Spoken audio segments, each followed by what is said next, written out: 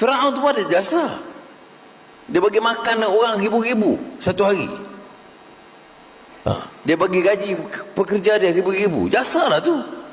Tapi jasa apa? Jasa Firaun.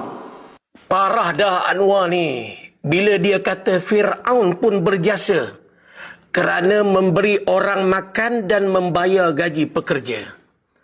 Fahaman Anwar ni bermasalah dan sangat berbahaya kerana bercanggah dengan apa yang Allah gambarkan Firaun di dalam Al-Quran.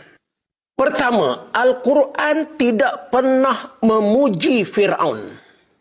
Tidak ada satu ayat pun dalam Al-Quran yang menyebut tentang kebaikan dan jasa Firaun. Sebaliknya, Al-Quran konsisten mengatakan Firaun sebagai zalim,